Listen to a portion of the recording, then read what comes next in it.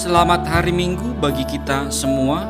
Jemaat yang terkasih, saat ini kita memasuki minggu yang ke-19 setelah Trinitatis. Mari kita persiapkan hati dan pikiran kita. Kita bersaat teduh sejenak.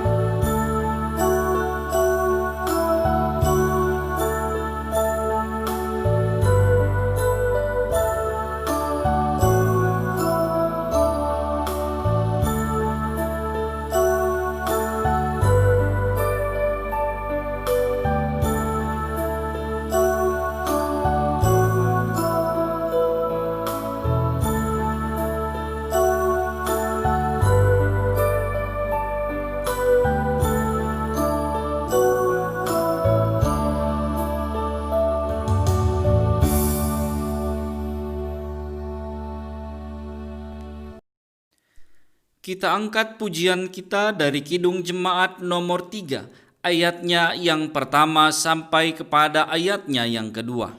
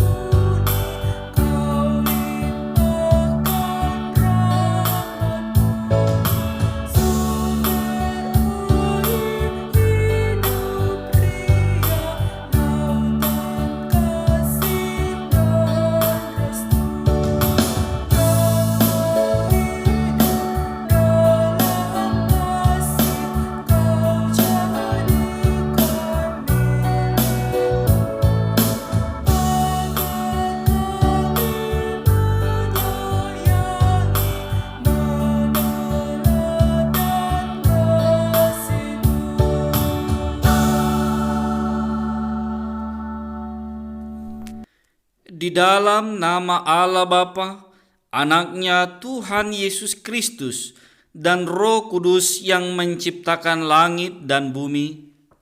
Amin. Sebab aku yakin bahwa penderitaan zaman sekarang ini tidak dapat dibandingkan dengan kemuliaan yang akan dinyatakan kepada kita. Haleluya, kita nyanyikan.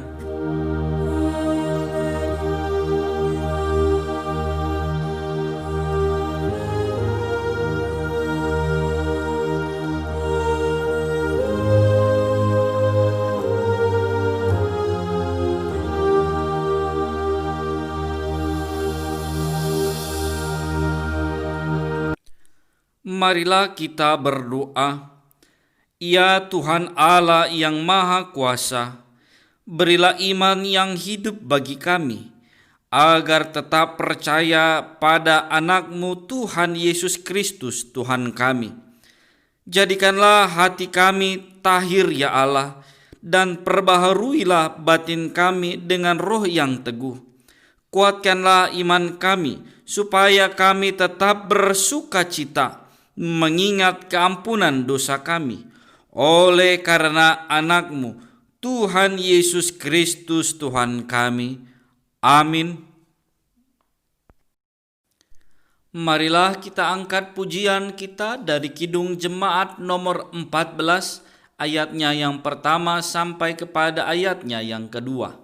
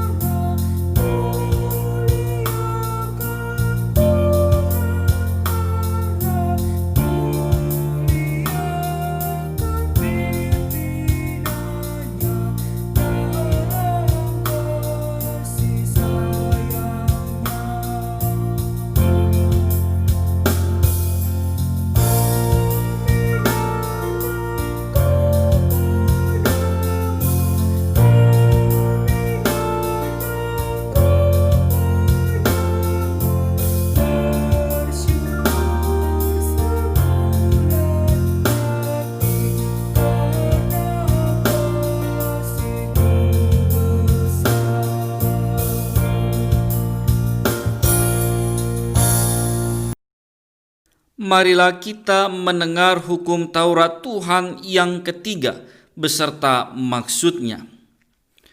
Jangan menyebut nama Tuhan Allahmu dengan sembarangan, karena Allah akan menghukum orang yang menyalahgunakan namanya.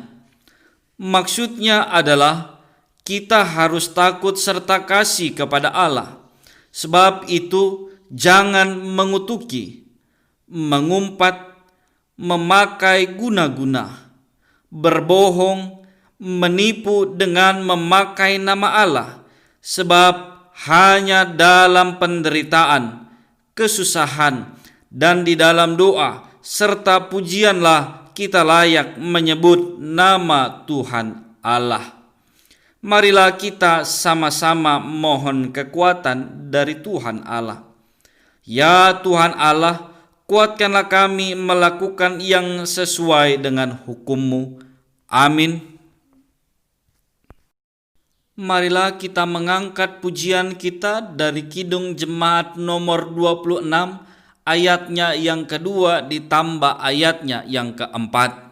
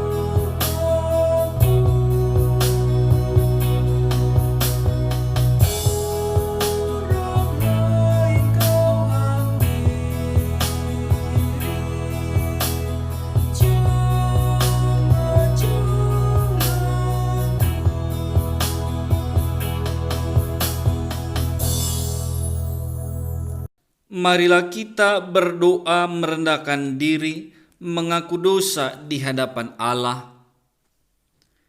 Ya Tuhan kami yang Maha Kasih dan Maha Kudus, Bapa kami di dalam Yesus Kristus, setiap kali kami datang ke hadapan-Mu, kami merasa bahwa kasih-Mu sangat kami butuhkan.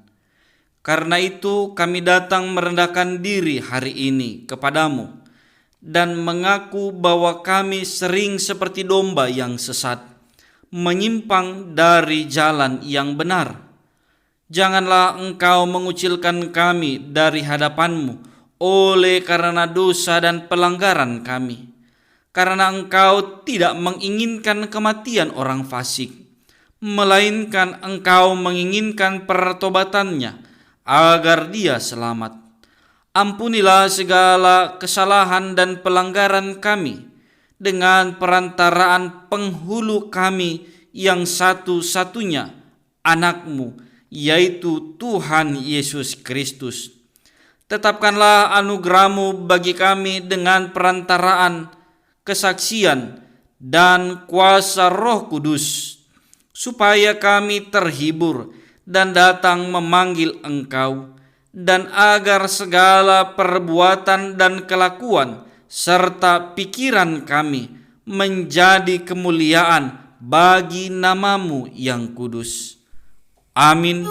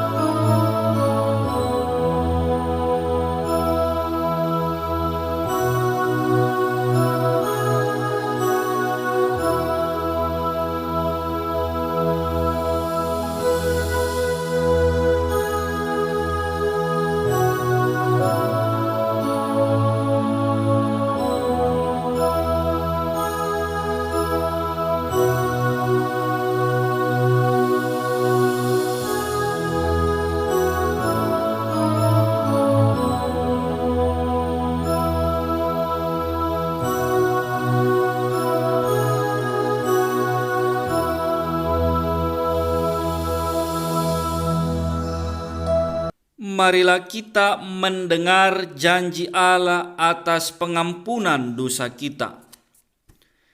Demikian firman Tuhan, tetapi engkau memberati aku dengan dosamu, engkau menyusahi aku dengan kesalahanmu.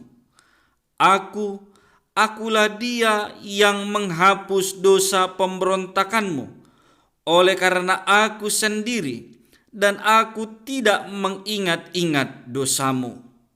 Kemuliaan bagi Allah di tempat yang maha tinggi. Amin. Marilah kita mengangkat pujian kita dari Kidung Jemaat nomor 405, ayatnya yang pertama sampai kepada ayatnya yang kedua.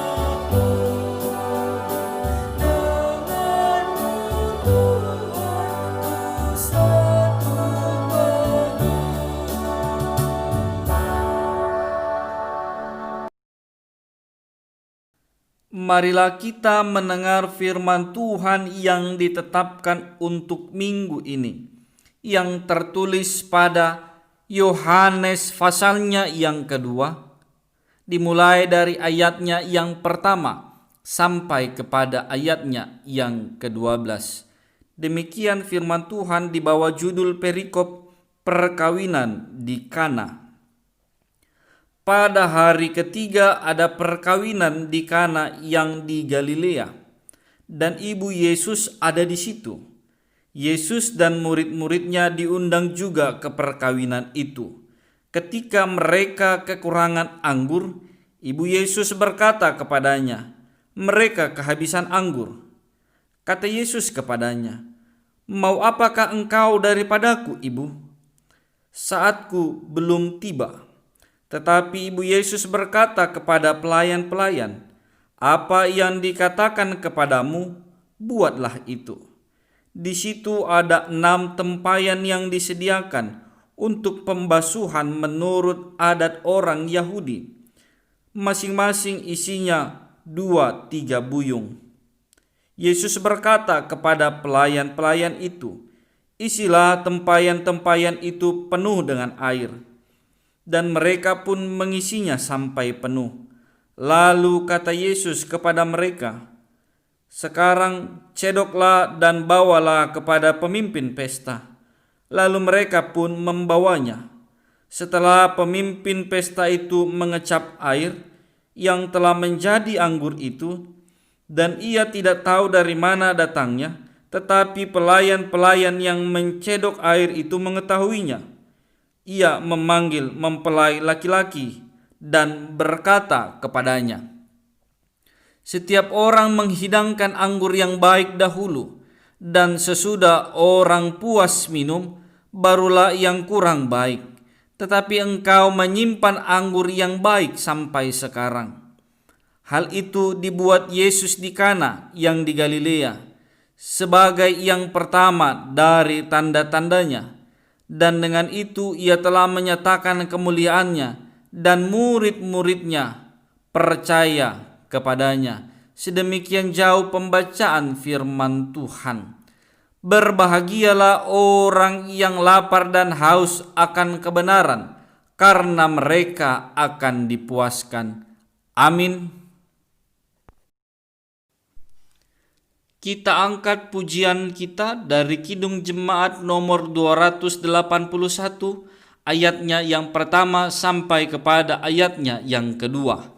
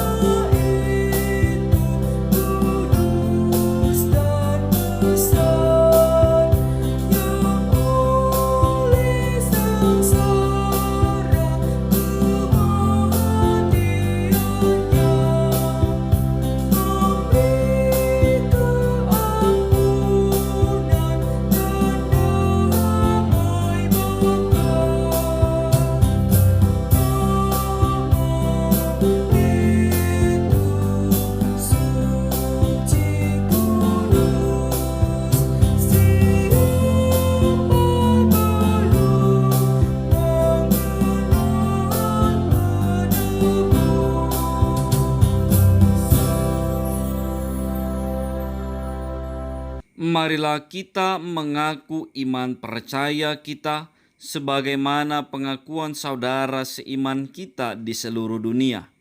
Kita bersama-sama mengucapkannya.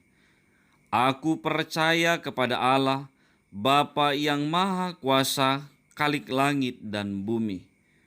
Aku percaya kepada Yesus Kristus, Anaknya yang tunggal, Tuhan kita, yang dikandung daripada Roh Kudus, lahir dari anak darah Maria, yang menderita di bawah pemerintahan Pontius Pilatus, disalibkan, mati dan dikuburkan, turun ke dalam kerajaan maut.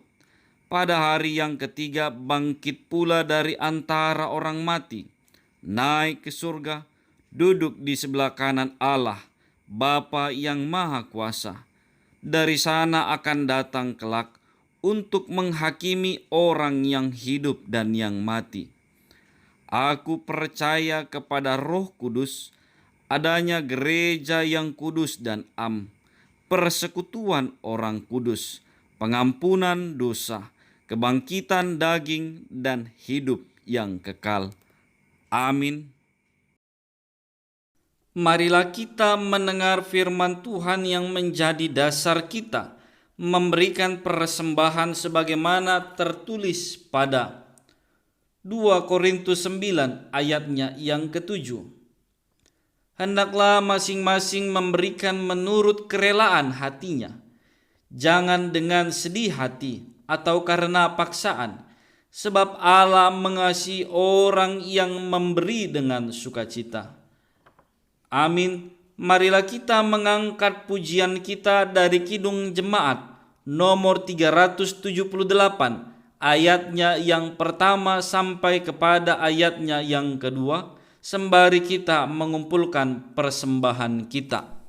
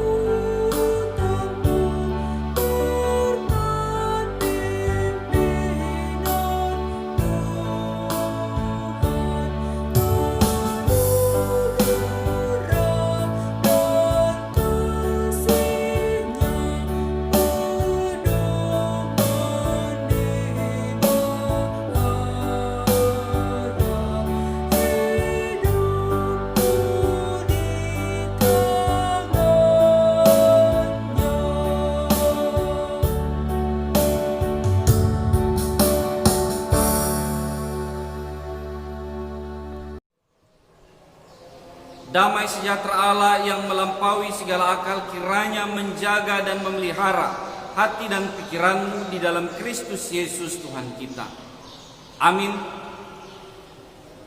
Kebenaran firman Tuhan yang menjadi perenungan bagi kita dikala kita memasuki minggu ke-19 setelah Trinitatis, diambil dari Ayub pasalnya yang ke-42, dimulai dari ayatnya yang ke-7 sampai kepada ayatnya yang ke-17.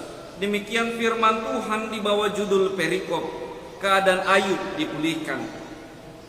Setelah Tuhan mengucapkan firman itu kepada Ayub, maka firman Tuhan kepada Elifas orang Teman, murkaku menyala terhadap engkau dan terhadap kedua sahabatmu, karena kamu tidak berkata benar tentang aku seperti hambaku Ayub.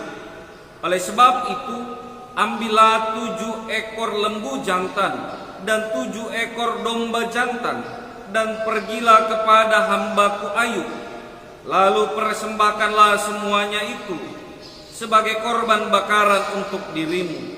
Dan baiklah hambaku Ayub meminta doa untuk kamu, karena hanya permintaannya lah yang akan kuterima, supaya aku tidak melakukan aniaya terhadap kamu. Sebab kamu tidak berkata benar tentang aku, seperti hambaku Ayub. Maka pergilah Elifas orang Teman, Bildad orang Suah, dan Zofar orang Naamah. Lalu mereka melakukan seperti apa yang difirmankan Tuhan kepada mereka. Dan Tuhan menerima permintaan Ayub. Lalu Tuhan memulihkan keadaan Ayub setelah ia meminta doa untuk sahabat-sahabatnya.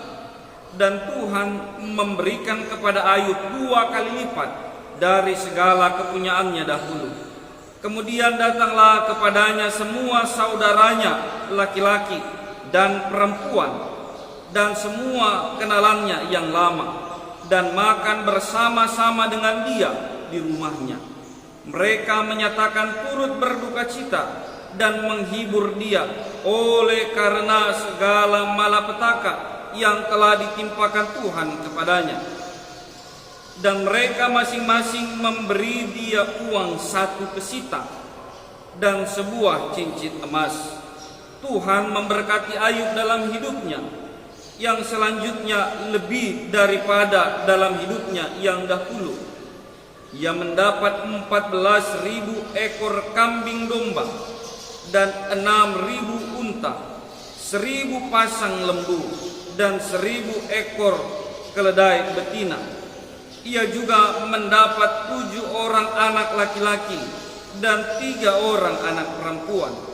Dan anak perempuan yang pertama diberinya nama Yemima, yang kedua Kezia, dan yang ketiga Keren Hapuk. Di seluruh negeri tidak terdapat perempuan yang secantik anak-anak Ayub. Mereka diberi ayahnya milik pusaka di tengah-tengah saudara-saudaranya laki-laki. Sesudah itu Ayub masih hidup 140 tahun lamanya. Ia melihat anak-anaknya dan cucu-cucunya sampai keturunan yang keempat. Maka matilah Ayub tua dan lanjut umurnya. Sedemikian jauh pembacaan firman Tuhan. Yang berbahagia mereka yang mendengar dan merenungkan firman Tuhan ini di dalam hati dan pikirannya. Jemaat yang terkasih dalam nama Yesus Kristus, kebenaran firman Tuhan bagi kita diberikan topik melestarikan budaya. Sekali lagi kami ulangi, melestarikan budaya. Ada 2 kata yang dipakai di dalam pemahaman topik ini. Ada kata melestarikan dan ada kata budaya. Dalam Kamus Besar Bahasa Indonesia, melestarikan itu artinya adalah menjadikan atau membiarkan tetap tidak berubah, atau membiarkan tetap sama seperti keadaan semula, mempertahankan kelangsungan hidup atau sebagainya. Sedangkan kata budaya atau kebudayaan berasal dari bahasa Sanskerta, yaitu budhaya, bentuk jamak dari kata budi, yang artinya akal atau pemikiran. Diartikan sebagai hal-hal yang berkaitan dengan budi dan akal manusia. Budaya adalah suatu cara hidup yang berkembang dan dimiliki oleh sebuah kelompok orang dan diwariskan dari generasi ke generasi. Budaya artinya adalah satu pemikiran yang diciptakan dalam bentuk aturan, dalam bentuk pola yang diwariskan dari generasi ke generasi. Dan ketika dikatakan melestarikan budaya, berarti ada sesuatu pemikiran, ada sesuatu perilaku, ada sesuatu pola yang oleh kebenaran firman Tuhan ini mengajak kita untuk dipertahankan, mengajak kita untuk dijaga dan dipelihara. Itu yang dimaksud dengan melestarikan budaya. Nah, yang menjadi pertanyaannya adalah, Budaya apakah yang perlu kita lestarikan? Berkaca dan melihat dari Ayub 42 ayat 7 sampai ayat 17 ini dalam konteks masa kini. Sekilas ketika kita membaca nas firman Tuhan ini, tidak dibicarakan tentang budaya, tidak dibicarakan tentang adanya budaya-budaya yang disampaikan. Berbeda dengan nats epistel kita yang berbicara tentang budaya di dalam pesta Kana. Oleh karena itu, apa yang mau kita gali dari kebenaran firman Tuhan ini? Melalui nats firman Tuhan ini kita diajak untuk melestarikan budaya hidup dalam perdamaian. Sekali lagi kami ulangi, melestarikan budaya hidup dalam perdamaian. Apakah di dalam teks firman Tuhan ini ada dibicarakan tentang perdamaian? Secara gamblang tidak disampaikan tentang perdamaian, tidak diceritakan tentang perdamaian, tapi kita bisa melihat bahwa ada indikator-indikator yang mencapai pada satu pola hidup, budaya hidup dalam perdamaian. Yang pertama indikatornya dikatakan di dalam teks firman Tuhan ini adalah kita diajak bagaimana kita mampu saling memahami, kita diajak bagaimana kita mampu untuk saling mengerti satu dengan yang lain. Kita bisa melihat gambaran itu dari ayat yang ke-7 sampai kepada ayatnya yang ke-9, di mana diceritakan kepada kita ketika Ayub dipulihkan, di situ ada proses bagaimana teman-teman Ayub, Elifas, Bildad dan Zofar juga diajak untuk memahami bagaimana tentang Allah yang sesungguhnya. Kalau kita membaca kalau kita membaca firman Tuhan kitab Ayub ini secara keseluruhan, adapun yang menjadi tema sentral yang digumulkan di dalam teks firman Tuhan ini adalah bagaimana mungkin manusia yang baik, bagaimana mungkin manusia yang hatinya jujur, yang hatinya begitu taat dan setia kepada Tuhan, nyatanya menderita sengsara dan tertimpa kemalangan. Di masa kehidupan Ayub ada satu pemahaman, ada satu nilai tatanan budaya yang sudah tercipta ketika mereka menjalin hubungan dengan Tuhan.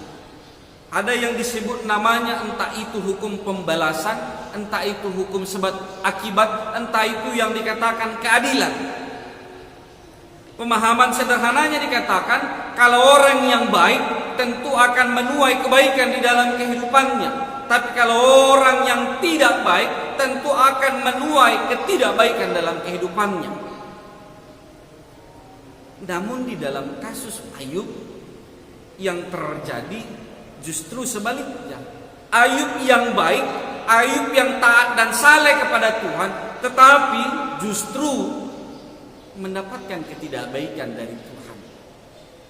Sehingga muncul pertanyaan, di mana keadilan Allah? Kalau kita mengikuti diskusi percakapan antara Ayub dan ketiga teman-temannya, pada akhirnya ketiga teman-temannya ini bersikeras dengan pemahaman itu. Mereka berkata ada yang salah pada Ayub, ada yang kurang pada Ayub, ada mungkin satu kesalahan, ada mungkin dosa yang tidak disadari oleh Ayub, sehingga pada akhirnya dia tertimpa kemalangan. Ada perdebatan, sehingga pada akhirnya Ayub tetap bersikeras mengatakan bahwa dia tidak melakukan kesalahan yang membuat hati Tuhan terluka, bahwa dia merasa tidak pernah melakukan hal-hal yang membuat hati Tuhan terluka, bahkan hal-hal yang tidak berkenan dengan kehendak Tuhan. Sehingga terjadi perdebatan di antara mereka.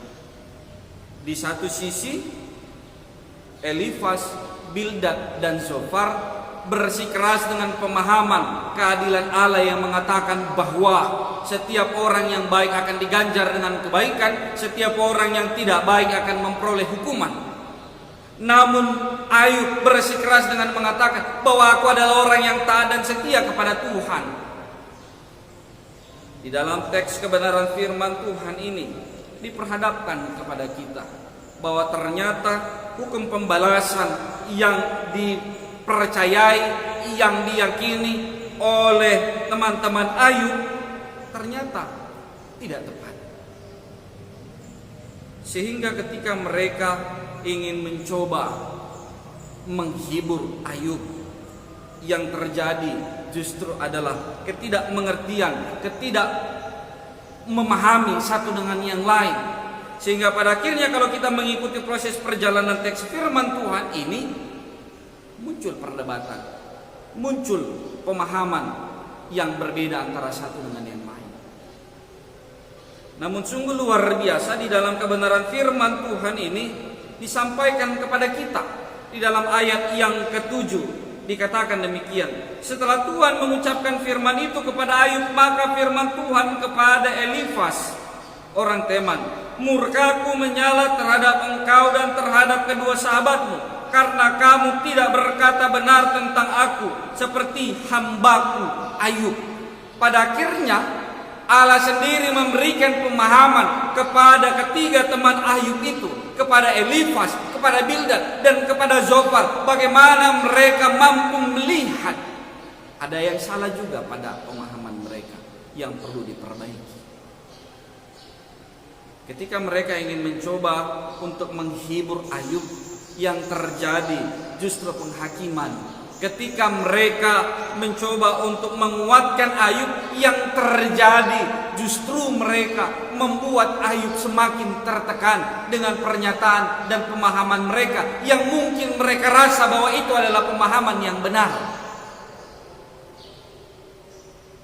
Tentu kalau setiap orang mempertahankan budaya yang mengatakan bahwa aku yang benar, bahwa pemahamanku yang benar, bahwa apa yang kuyakini yang benar, tentu yang namanya konsep saling memahami dan saling mengerti tidak akan pernah tercapai.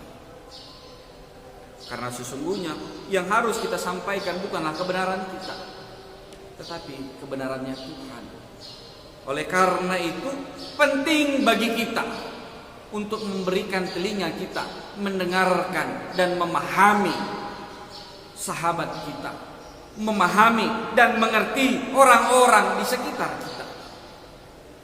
Dan dari teks firman Tuhan ini kita diajarkan bagaimana kita untuk mampu saling memahami dan saling mengerti, sehingga perbedaan pendapat, sehingga perselisihan antara satu dengan yang lain bisa dihindarkan, sehingga budaya menuju perdamaian, kehidupan yang diisi oleh perdamaian itu bisa dicapai satu dengan yang lain. Hal yang kedua yang harus kita lestarikan dan menjadi budaya dalam hidup perdamaian dikatakan di ayat yang ke-10. Lalu Tuhan memulihkan keadaan Ayub setelah ia meminta doa untuk sahabat-sahabatnya, dan Tuhan memberikan Ayub 2 kali lipat dari segala kepunyaannya dahulu. Artinya ketika kita mau hidup dalam budaya perdamaian, maka hal yang kedua yang harus kita miliki adalah budaya untuk mau saling menerima, budaya untuk mau saling menguatkan dan menopang, budaya yang mau saling mengingatkan, budaya yang mau saling mendoakan. Benar di dalam teks firman Tuhan ini diceritakan bahwa teman-teman Ayub di masa itu melakukan kesalahan. Tapi apakah Ayub akan bertahan di dalam sakit hatinya dan melupakan sahabat-sahabatnya itu? Apakah Ayub bertahan di dalam kebenarannya dan mengatakan bahwa itu bukan sahabat-sahabatnya ketika mereka memiliki pola pemandangan yang berbeda, ketika mereka memiliki satu kesalahan oleh karena ketidakmengertian dan ketidakpahaman itu? Firman Tuhan ini justru menguatkan kita jemaat yang terkasih. Bagaimana ketika kita mampu belajar saling memahami dan mengerti, maka di dalam budaya itu juga kita diajari bagaimana kita mampu saling menerima mereka di dalam kekurangan dan kelebihannya, di dalam keberadaan dirinya. Firman Tuhan ini jelas mengatakan kepada kita, ketika Ayub pada akhirnya menerima kesalahan para teman-temannya, ketika Ayub pada akhirnya menerima teman-temannya di dalam keberadaan mereka, apa yang terjadi? Ayub dipulihkan oleh Allah. Hatinya dipulihkan, kehidupannya dipulihkan ketika dia mampu menerima teman-temannya itu di dalam segala kekurangan dan kelebihannya. Bahkan bukan hanya itu saja, ketika Ayub menerima mereka, maka Tuhan juga mengampuni teman-teman Ayub yang melakukan kesalahan itu. Sungguh indah ketika kita mampu saling menerima satu dengan yang lain. Sungguh indah ketika kita mampu saling mendoakan satu dengan yang lain. Tentu jemaat yang terkasih dalam nama Yesus Kristus, di dalam menjalin persahabatan, tentu kita mengalami yang namanya selisih pemahaman. Kita mengalami yang namanya perdebatan. Mungkin kita mengalami yang namanya sedikit percekcokan dan pertengkaran. Tetapi firman Tuhan ini menguatkan kita dan memampukan kita. Bagaimana kita mampu tetap menerima saudara, sahabat, orang-orang di sekitar kita di dalam segala kekurangan dan kelebihan mereka. Bahkan di dalam teks firman Tuhan ini kita diajak untuk mampu mendoakan mereka supaya mereka dipulihkan, supaya kita juga dipulihkan di dalam Tuhan. Sungguh menjadi penguatan bagi kita dikala kita mendengarkan firman Tuhan ini. Yang ketiga disampaikan kepada kita, dikalau kita ingin hidup dalam budaya perdamaian, maka kita harus mampu saling mendukung, saling menguatkan, saling memotivasi satu dengan yang lain. Di ayat 11 dikatakan, kemudian datanglah kepadanya semua saudaranya laki-laki dan perempuan, semua kenalannya yang lama, dan makan bersama-sama dengan dia di rumahnya. Mereka menyatakan turut berduka cita dan menghibur dia oleh karena segala malapetaka yang telah ditimpakan Tuhan kepadanya. Dan mereka masing-masing memberikan dia uang 1 kesita dan sebuah cincin emas.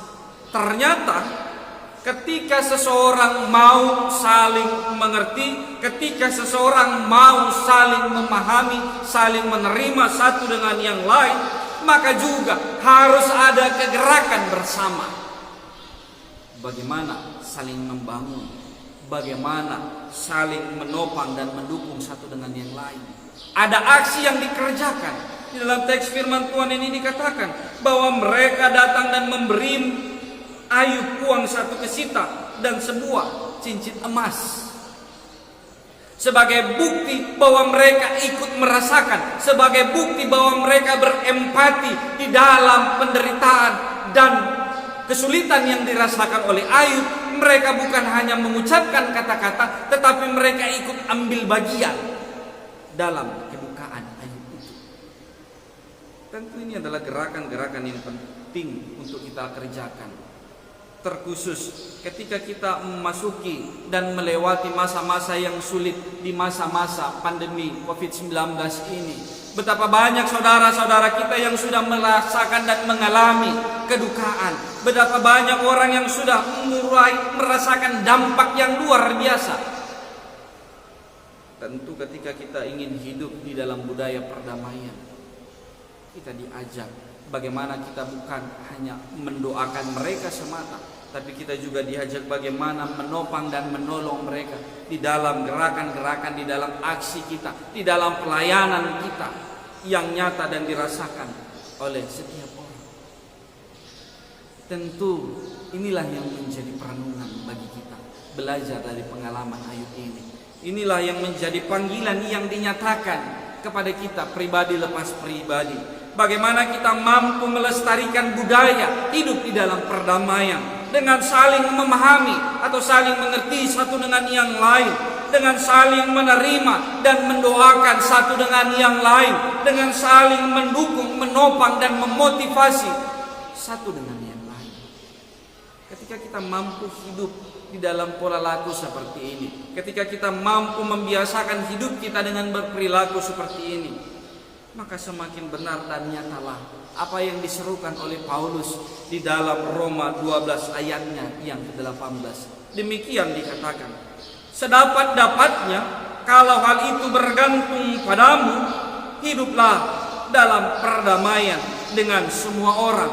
Sekali lagi kami ulangi, sedapat-dapatnya kalau hal itu bergantung padamu, hiduplah dalam perdamaian dengan semua orang. Sungguh menjadi panggilan yang indah, sungguh menjadi panggilan yang sungguh membangun kita. Bagaimana kita mampu oleh pribadi kita, pribadi lepas pribadi, mampu melestarikan budaya hidup dalam perdamaian, mampu melestarikan budaya saling memahami, saling menerima, dan saling mendukung, maka sudah tentu kedamaian akan terjadi di dalam kehidupan kita.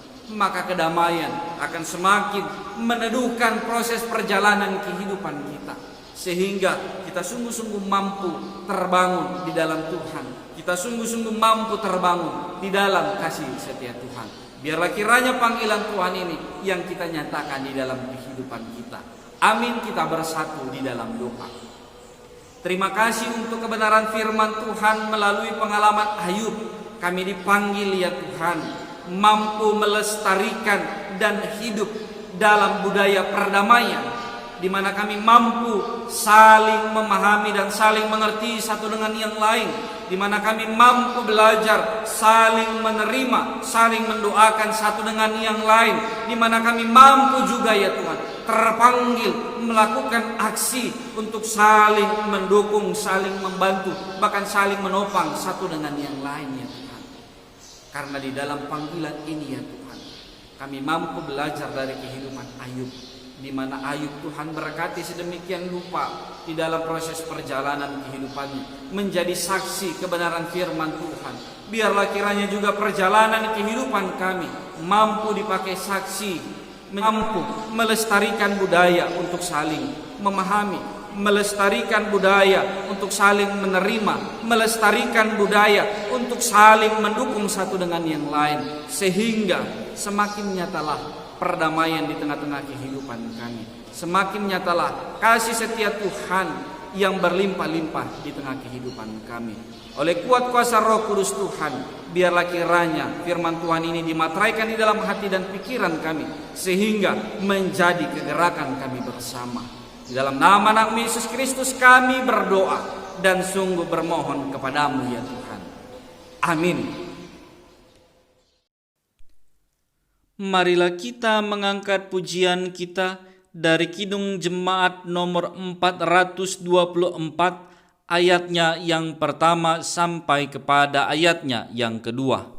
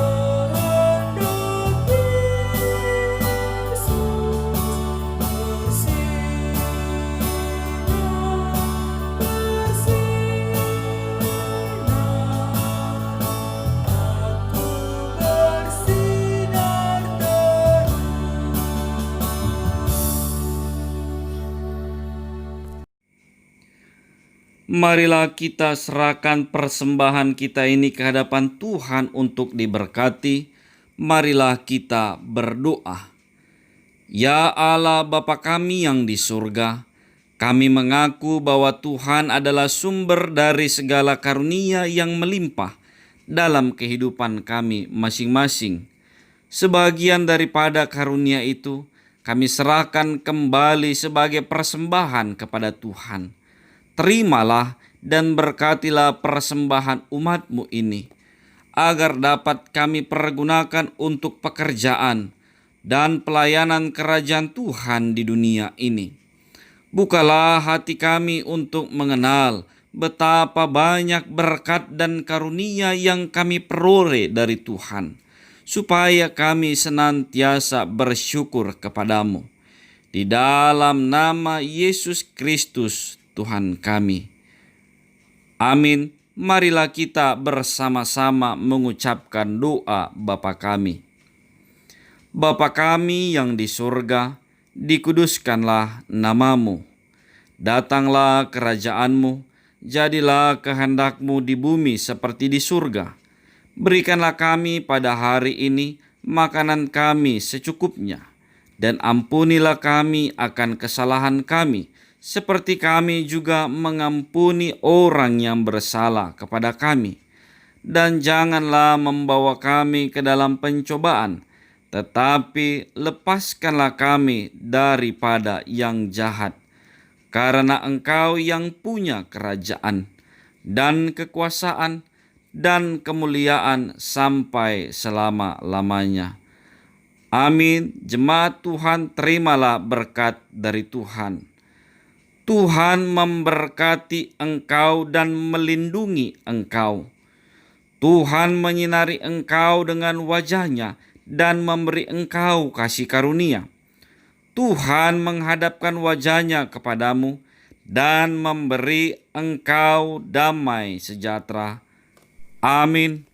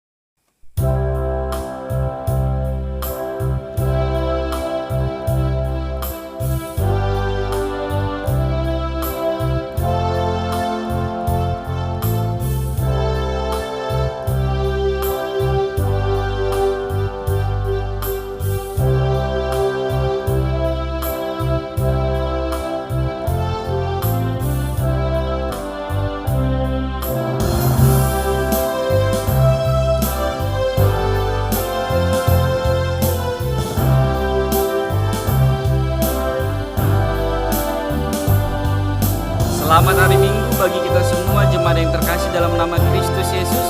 Biarlah kiranya melalui ibadah minggu ini dan melalui pemberitaan firman Tuhan yang sudah diperdengarkan kepada kita, menjadi berkat bagi kita untuk tetap setia memuji dan memuliakan nama Tuhan. Kami tetap mengundang dan rindu supaya kita boleh bertemu kembali di dalam ibadah yang kita laksanakan di setiap minggunya secara online. Biarlah kiranya kita tetap sungguh-sungguh hidup di dalam lawatan Tuhan. Kembali kami mengingatkan sebagaimana pemerintah mengingatkan kita untuk tetap melaksanakan 3M. Menjaga jarak, mencuci tangan, dan yang paling penting adalah tetap setia memakai masker ketika kita bepergian kemanapun.